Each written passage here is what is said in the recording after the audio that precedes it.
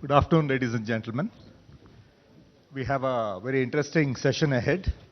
And the topic of the session is why invest in the South and the case for change. And we have very senior and experienced ministers in the panelists here. Mr. Deshpande has been the industries minister for Karnataka for 10 years and had brought about monumental changes. And as the Minister for Industries and Heavy Industries and infrastructure projects in Karnataka, I think he is again creating a big change in the way Karnataka perceives business and attracts investments. We have a young and dynamic minister, Mr. Sampath from Tamil Nadu, who is part of a very progressive government, and a lot of things are happening in Tamil Nadu. And I think the minister who's been in the most in the news in the last 2 years has been Mr. K.T. Ramarao, or KTR as he is known, a young and progressive face of the new government in the newly created state of Telangana. And he's taken several initiatives like the Tea Hub and the initiative for skilling and the very visible attempts that he makes in drawing big names into Hyderabad and into Telangana. Now, talking of the topic for the day, the whole subject is how do we make the South happen more? Although the how South is happening, how do we make it happen more? And I would like each of you to talk about the three important initiatives that you have taken and what are the steps that you visualize taking for making greater investment happen into your respective state. And apart from that, what else should we be doing for creating employment opportunity?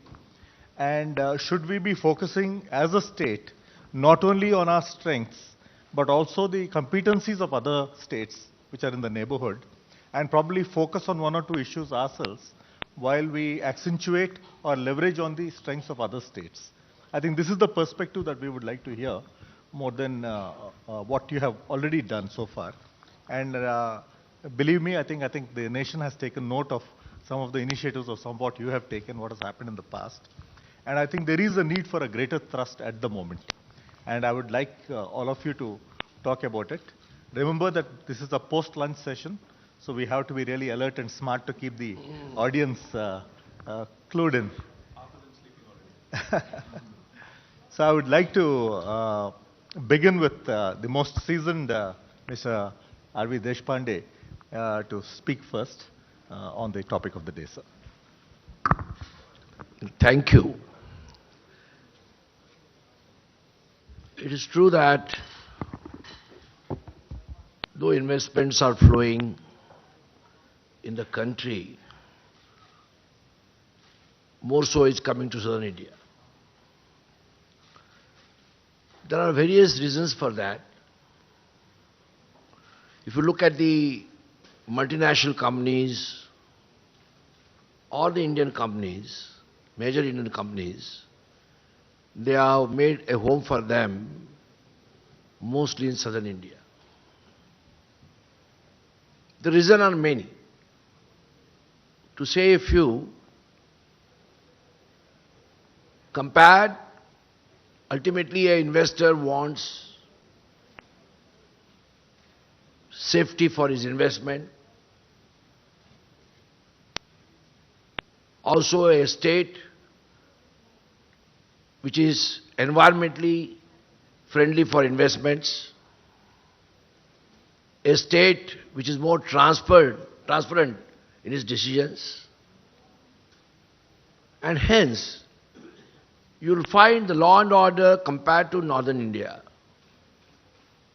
is better in southern India. The natural resources, no doubt there are some states in northern India with natural resources, but the natural resources which southern states offer are definitely better than the other part of the country. Human resource. If you come to Karnataka and look at Karnataka, if there has been an industrialization, One of the reasons, important reasons, is the rich human resource we have.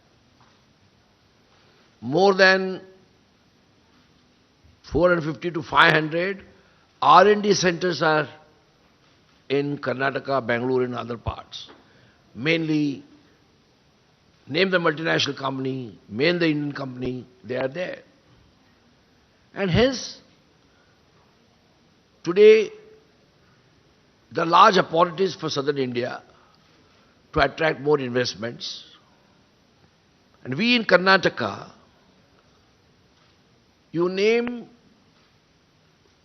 the sector, we have a policy. We are a state who started the Global Investors Meet, 2000. As I just said, these are days of competition and quality. After the liberalization came to the country in 1991, how much time I have? The whole session is for 30 minutes. Okay. After the liberalization came to the country with Manmohan Singh and Nehru, every state has realized that without investment, no prosperity could come to a country or a state. Investments create wealth, investments create jobs, investment create revenue to state structure. And hence, the first global investors meet was held in Karnataka in this country in 2000. Other states started following about after that. It's a good sign. At least we believe in competition. Because we know ultimately the investor is the king. There was a time when governments had licenses in their pockets and the investor had no choice than reach to a place where that license is available. But today's situation is different. Investor, before he makes a decision, goes around half a dozen states and then decides ease of doing business, transparency, what is the investment climate, how stable is the government, how is the law and order, what is the human resource.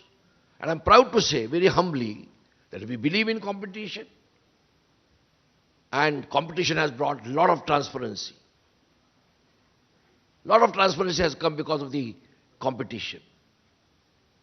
Quality has become the order of the day. Concerns of infrastructure, yes, we are doing our best as far as infrastructure is concerned, but still we have concerns.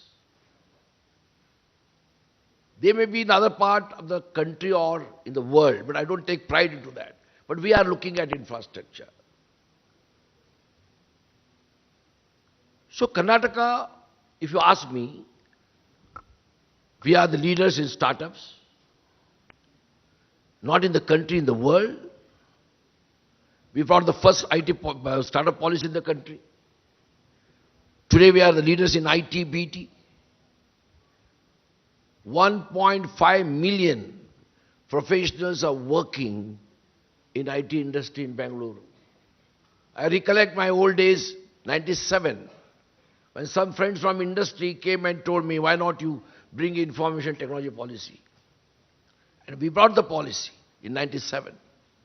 When those days, the employment generator was not even 5,000-6,000, nor the exports were more than 600 crores. We created a department, we created a policy. It has helped us. So many, because of paucity of time, I'm not taking it. It may be startup, it may be IT, it may be BT, aviation, manufacturing, automobiles, cement, steel, you name. And luckily, Karnataka, the development has come cluster-wise. If you come to the northern part of Karnataka, you will find the steel, cement industries. If you go further to Ballari side, you will find the steel industries. You will find the IT, BT, Bangalore, Mysore, all these areas, Hubli, Dharwad, Belgaum. Automobile industry, you will find Dharwad, Bangalore. Companies like Toyota, Volvo, you name them. Honda, they have made their home. and large investment. Today, I'm very happy to tell you, we stand number 1 in the country as on November 30th, as for the expression of interest in proposals we have cleared, followed by Gujarat. So I always believe that investors are God-sent people.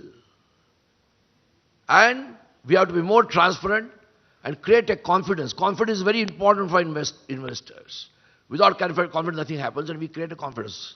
Recently, one more initiative we have taken, again for the first time in the country. We have formed a Section 8 company, a non-profit company, where out of the 9 directors, only 2 are bureaucrats. 2 are bureaucrats. 5 are industrialists. 1 is a CEO professional who will drive for attracting investments. Government will do its job, but we feel that industrialists, the captains of the industries, are the better friends to attract investment because you share experience. Last 3 days, we were busy in the PBD. We had a session make in Karnataka, where there are many leaders who share their experience. So every state, if the investors speak good about their experience, naturally confidence is created among the industrialists, the investors, and I'm sure Karnataka is leading today in different sectors. You name the sector, we have our presence. But still, I feel a lot has to be done. Because ultimately, as I just said, investments are very, very important. We can't say that without investment something can happen. Mr. Deshpande? Yes. I think since the paucity of time, Yes, I know. as the most experienced, I've given you a lot of time. Thank you, But I you, think thank you. we should let the others also. Thank you. Mr. Sampath, please. You can say what you've been doing for Tamil All Nadu. us here, you should give freedom also. Yeah, of course. You put 5 minutes, 7 minutes restriction, then they will say we have not said anything. Okay. Mr. Sampath, you want to say something about what you've been doing? Yes, sir. Basically, the state should have a strong ground covering. All the bases of industrial development, once you cover all the bases, the development will make care of itself. In this regard, Tamil Nadu has been one of the front runners with sound infrastructures matched by very few states. The well-developed infrastructure include quality power and roads and excellent communication facilities, etc. Tamil Nadu has a mature industrial base. In fact, Tamil Nadu is a leader automobile parts and electronics hardware, textiles, IT, and excellent port and airport logistics. Cost of competitiveness in manufacturing combined with the largest production of skilled manpower makers Tamil Nadu one of the best place to do business in India. Apart from, thank you, Mr. Sampath. I mean, apart from stating the obvious, I think what the audience is looking forward to is the new initiatives that the state is likely to take. And like what I've said earlier, this is a case for the South as a whole. I mean, what are we doing in terms of the sectors that are within our states to make them come up to global competitiveness? And also, how do we leverage on the competencies of the neighboring states in order to make a stronger southern bloc? So maybe you can come to that later. I'll pass on the mic to Mr. K.T. Ramarao. Thank you, Palam, for this. And good afternoon. A couple of things I wanted to say. Honorable Prime Minister has been touring the world extensively, and he's been making a case for making in India, for manufacturing in India. He's been drawing a lot of attention towards India. And when the investors across the world start looking at India as a country, I think the most important point that we all ought to remember is Prime Minister says make in India. He doesn't necessarily say make in Telangana, make in Tamil Nadu, or make in Karnataka. So when an investor is looking at India with any degree of interest, I think it's imperative that we understand while Government of India is there to make policies, to create buzz, to create the positive kind of outlook towards India, the real action is in the states. The states have to really, buck up and have to start elevating their game. Talking about ease of doing business or quality of doing business or lowering the cost of doing business, I think it's imperative that states compete with each other on a very, very healthy note. As our Honorable Senior Minister, Mr. Deshpande has said, while we may all have our own strengths, for example, Karnataka leads in some sectors, Tamil Nadu has got its strength in some sectors, so does Telangana in pharma, IT, etc., etc. But fact of the matter is, we could do more as a bloc as well. The question that you asked more pertinently was, how can we collaborate? How can we, in the pre-competitive space, on some counts, we compete with each other. But we also have to remember the competition is not so much between states anymore. When Apple was making an investment decision of setting up its largest base outside of the US, they were comparing about 26 cities across the world. So the competition is not just between Karnataka, Tamil Nadu, Telangana, and Maharashtra and Andhra. I think the competition is global. It is between Hong Kong, Shanghai, Chennai, and the rest of the cities across the world. So we have to coordinate, we have to collaborate on some counts on the pre-competitive space where there is enough room for us to negotiate as a bloc, and then we also have to ensure at the same time that we retain each of our strengths, we compete on policies, compete on tailor-making incentives, etc. For example, Telangana as a state is very strong in information technology, and we've started building more and more. We're not as strong as Bangalore for sure, they're number one without a doubt. But at the same time, we are trying to ensure that more and more new sectors, the next waves of growth, the sunrise sectors as a column. For example, after demonetization, the entire country is talking about digitization. Now, the digitization itself has a lot of challenges inbuilt. Data security, data analytics, data warehousing. So now we are trying to build on all these new areas as well, ensuring that it not only creates more employment opportunities, but India also can provide solutions to the rest of the world as well. Likewise in pharmaceuticals. Now, it's an age-old thing that we have a lot of bulk drugs, formulations, pharmaceuticals, but now the new biopharmas that are coming up, new biosimilars that are coming up.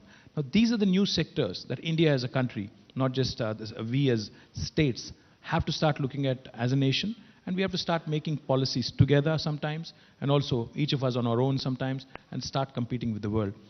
In the last couple of years, as a new state, I call my state a startup state, we've been operating with the bent of mind of a startup. The biggest advantage of starting out as a new state is you're not burdened by legacy. You have this wonderful opportunity to make a clean slate beginning. That's exactly what we've done.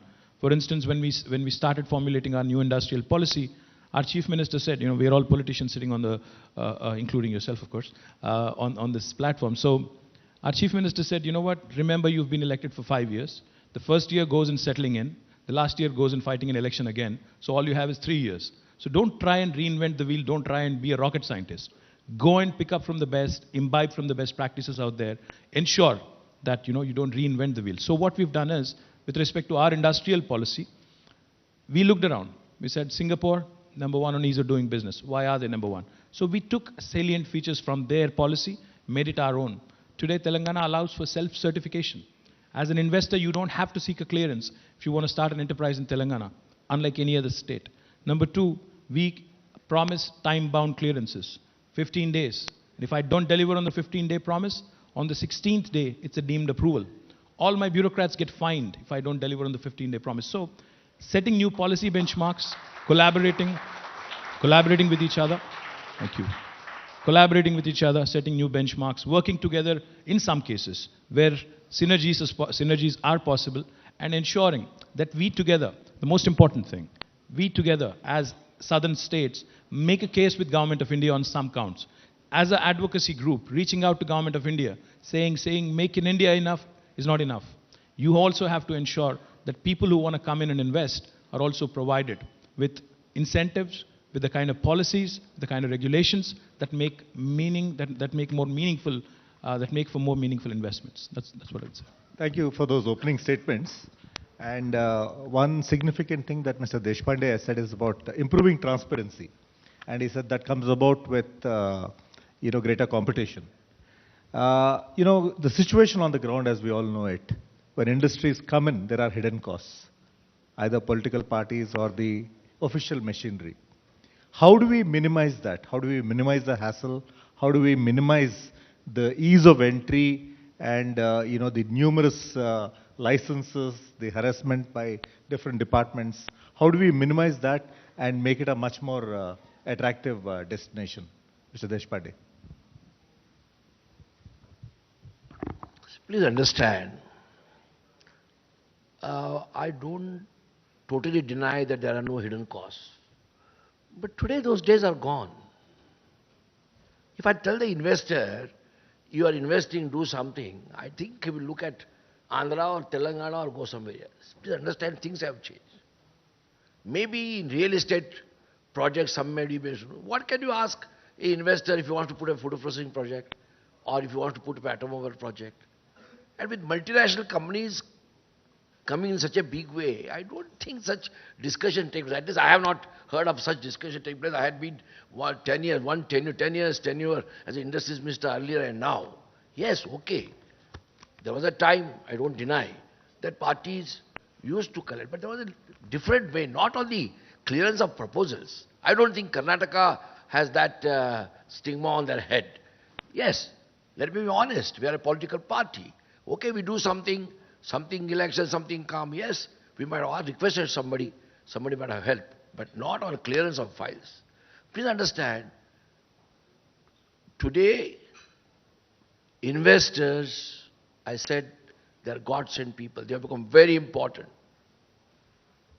As just Ramrao said, the competition may be within the state, within the country, but in the world also. So many multinational companies, if they have made home in Karnataka, you tell me whether I can afford this thing. I can't afford. So, as far as Karnataka is concerned, we have a single window agency concept is long, and all applications are issued online. One more important thing I tell you, when the projects are cleared by the High Power Committee headed by Chief Minister, and the single window is issued by me, we don't call the investors also. They have to send their proposal online. Land audit is done, whether because land has become also scarce, whether land requirement is okay, that is done, the investor is not seen at all. We come into contact of investor only when he approaches us for investment, he says discussion, project, other things. Once he has formed his proposal, it is between the Udyog Mitra and him. So many steps are being taken to bring in more transparency. Why I have made a company and put the industrialists on charge of a job? Only the reason is to see that they share their experience, say what they could do. So already because of liberalization, transparency has set in.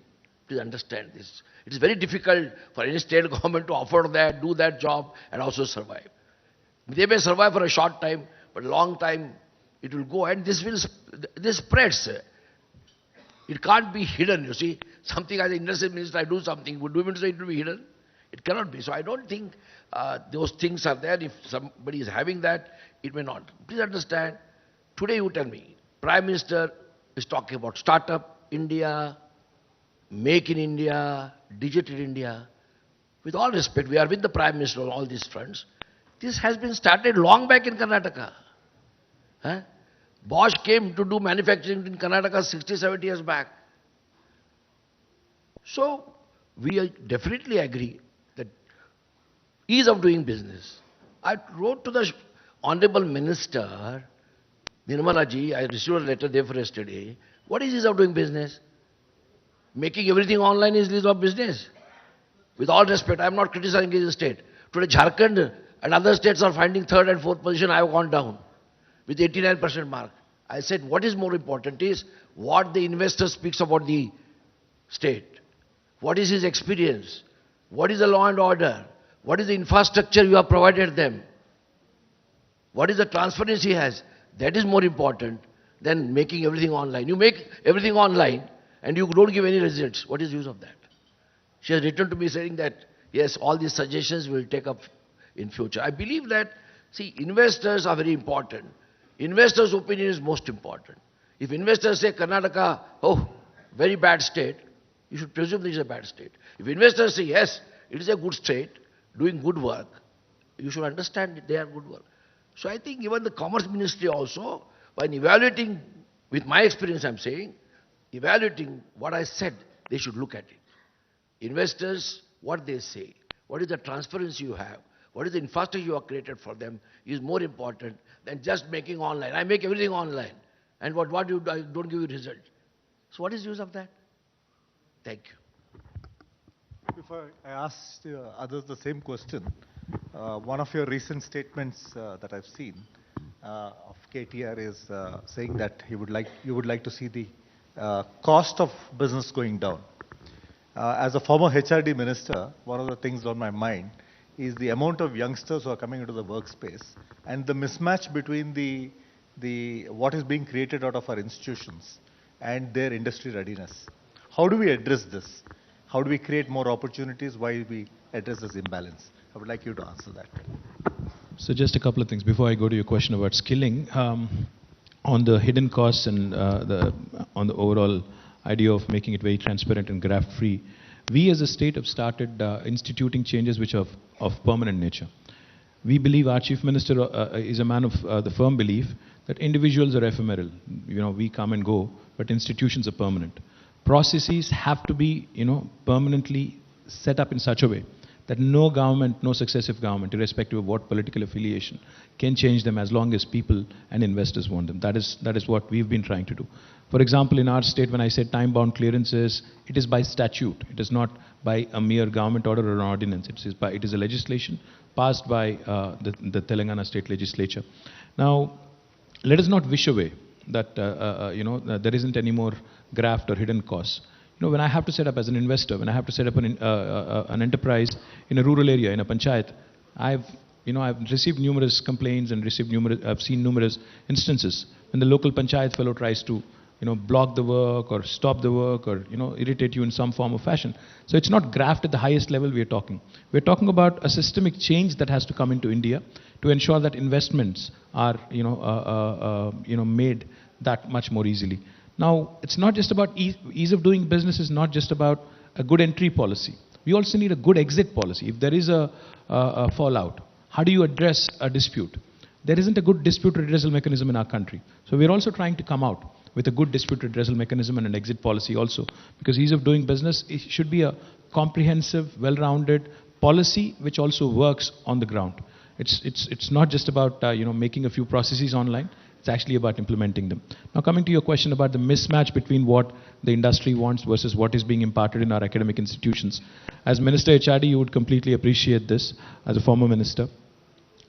Yes, we have wonderful curriculums, we have wonderful institutions, we have wonderful universities, which have been doing exceptionally well. In fact, our education standards, if you ask me, is what prepares us to be competitive on a global stage as well. We have millions and millions of Indians working abroad today. The fact that they're able to do it is purely because of our education.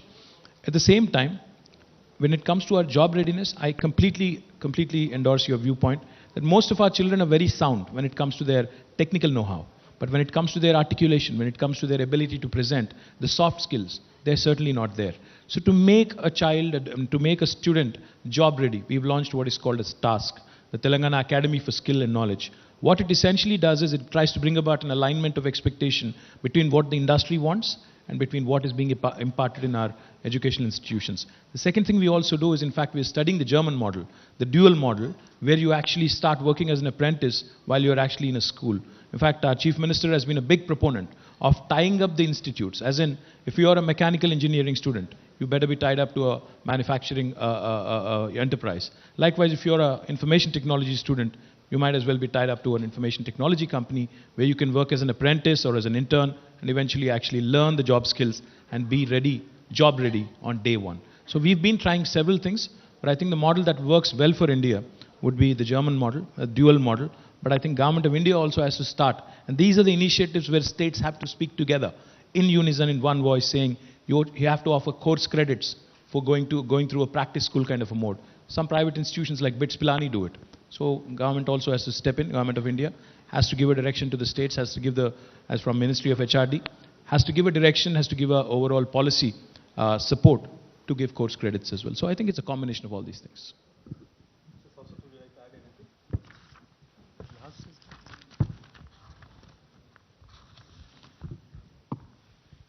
Tamil Nadu is one of the most industrial state in India. Tamil Nadu has Chennai IT and automobiles sectors.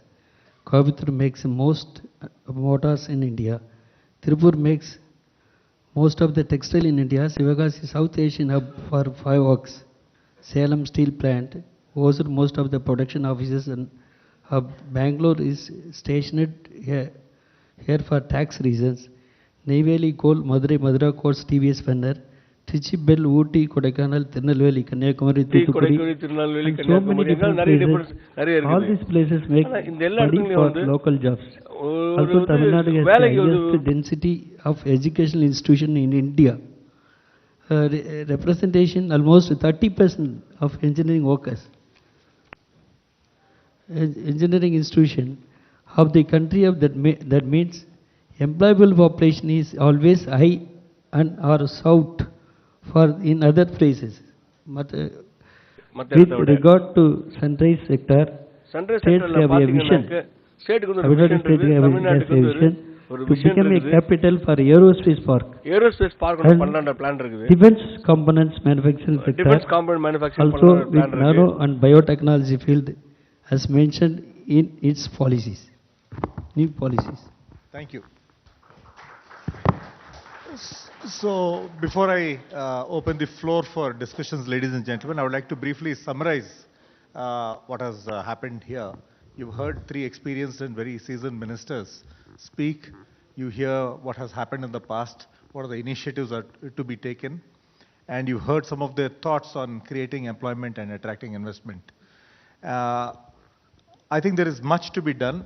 I think the biggest imperative for the nation is to create more and more employment, tap into the sunrise sectors, stabilize existing sectors, and create the ground realistically for attracting more investment and thereby opportunity for employment.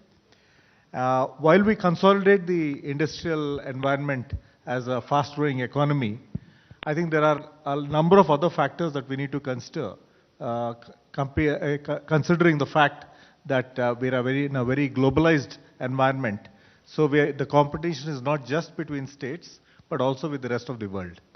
And in today's environment especially, you have to deal with the insecurities of nations. You've seen Brexit happen. You've seen America, the new president, threatening to put up walls.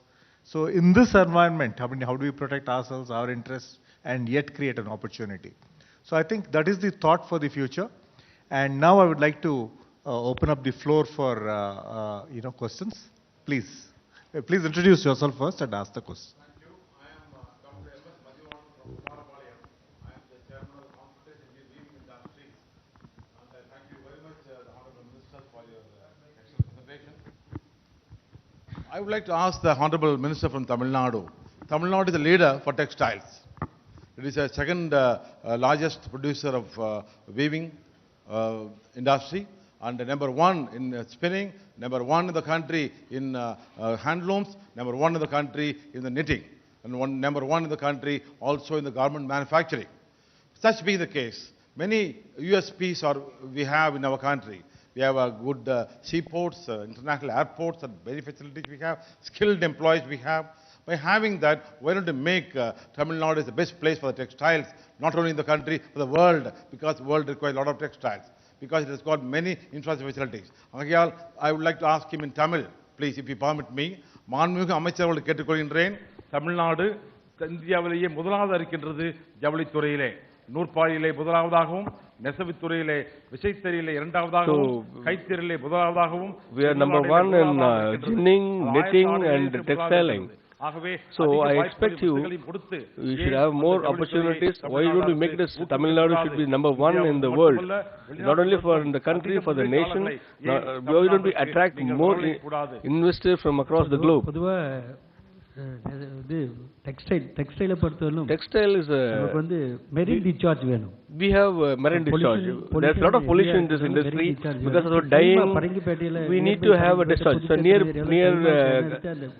Parangipete, near there we have a place. There are a lot of setbacks for it. We can't clear it because there's a pollution, lot of pollution happening in garment industry. We have to go near to the seashore. Any industry has to go near to the marine discharges. guidance And we have ready, we have a system, and we have a single window system. We can clear it in 30 days. And directly you can talk to the pollution ministers. You can directly talk to them. Single window system. So single window system we already introduced in Tamil Nadu. So we are always there for you. You should get come out with the good ideas, and we not only in national level, in global level, we can always take it across. If that is your wish, we always welcome that. We'll support you. We'll extend all the supports from the government. Thank you very much. I'm Sagarika, author. So this question is to Mr. Sampath.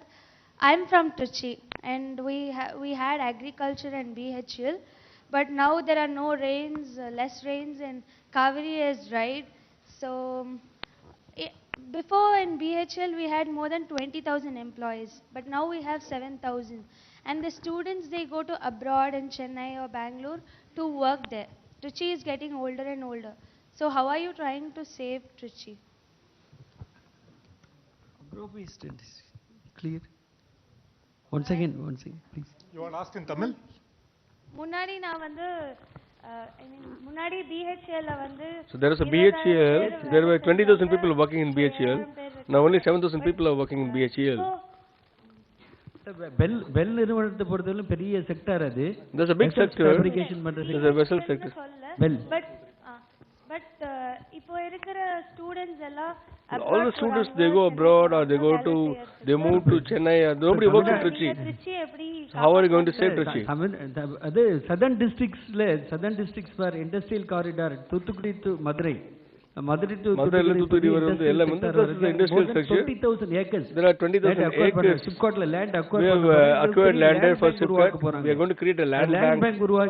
Once the land bank is done, there are a lot of investors going to be there. We are going to attract a lot of investors to the southern district, Trichy, Madurai, Tuticorin. We are going to do that.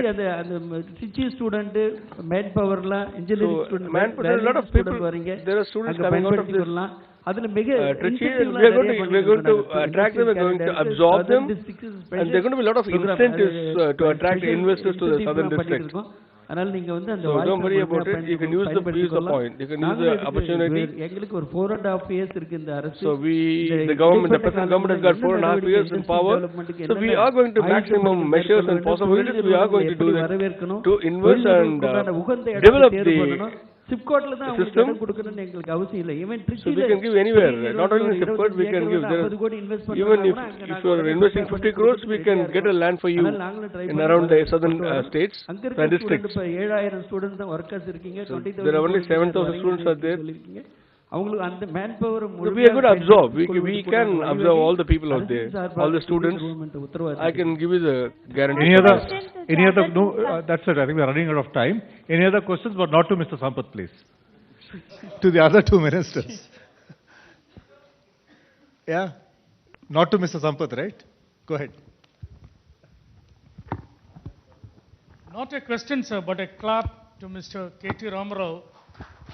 The most viral video today doesn't belong to a Sonu Nigam. It belongs to a minister from one of the southern states. And that happens to be K.T. Ramarao, and that is an Apple video, sir. Hats off.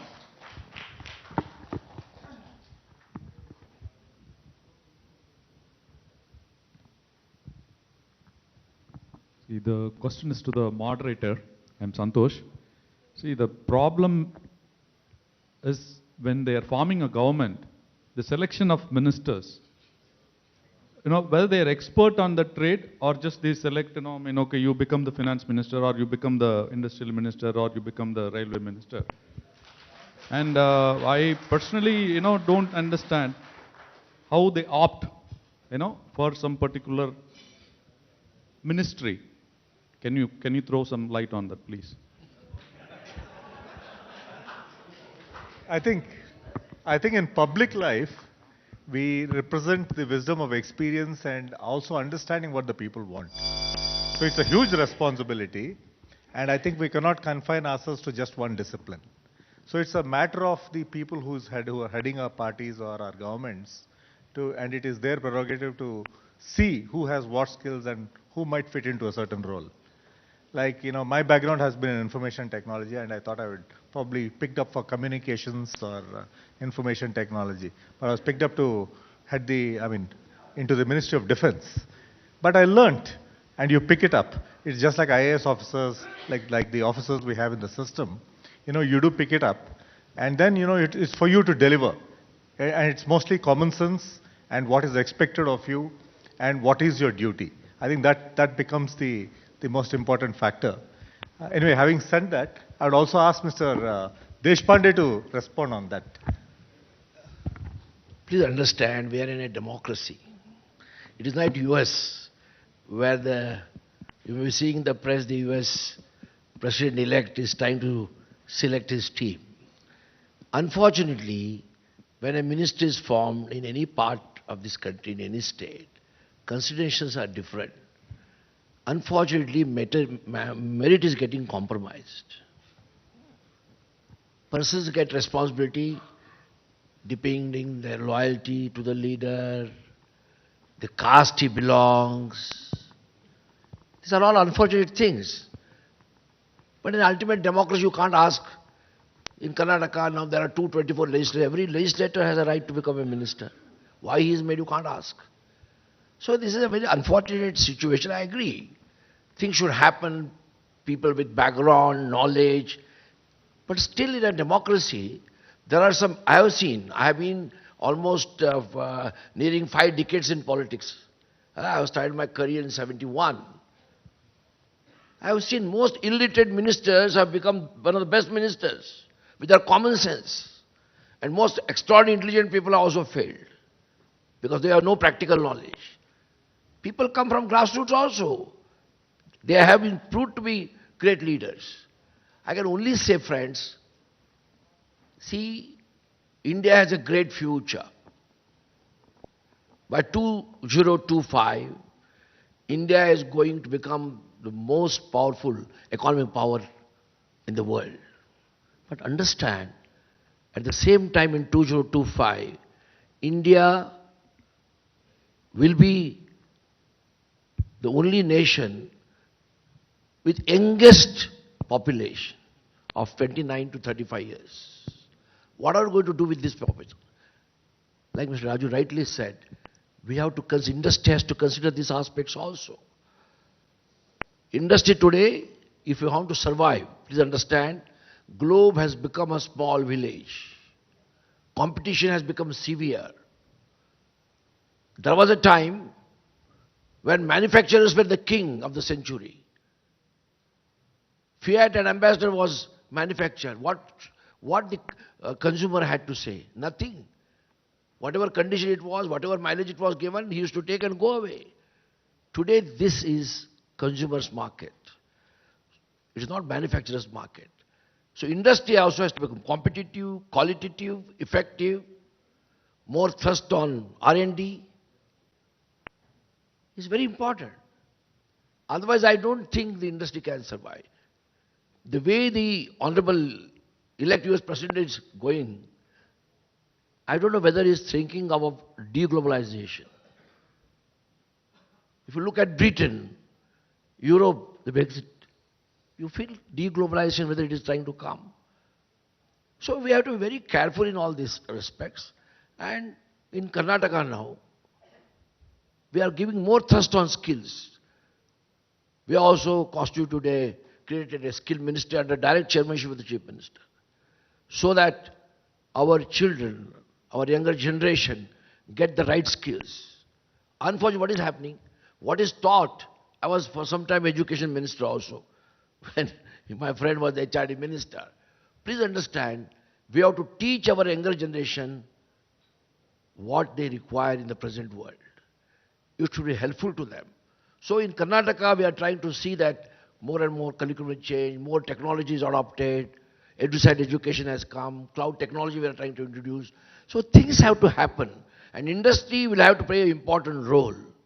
You should also take initiatives into this regard.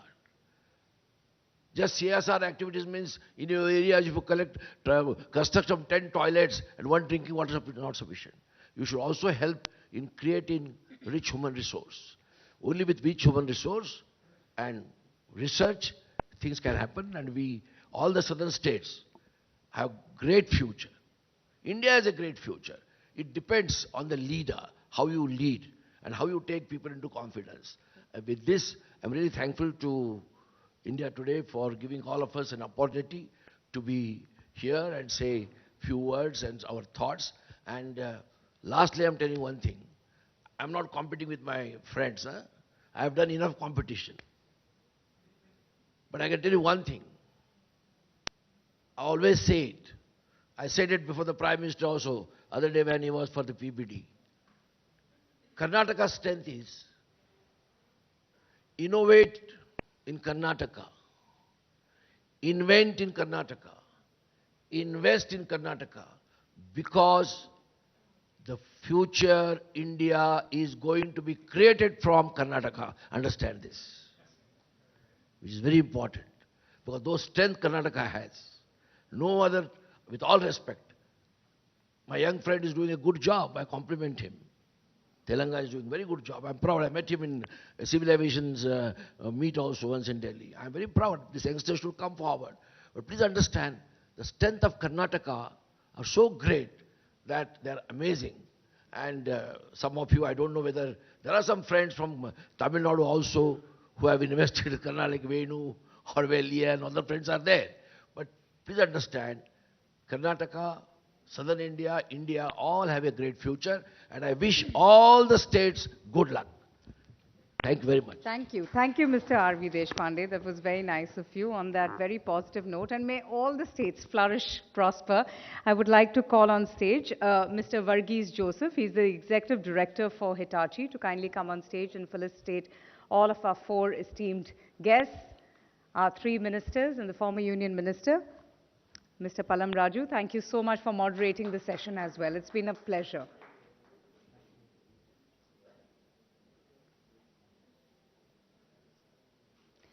Let's have a huge round of applause for our panelists, ladies and gentlemen, R.V. Deshpande, MC Sampath, Mr. K.T. Rama Rao, and M.M. Palam Raju. Thank you, gentlemen. Thank you so much.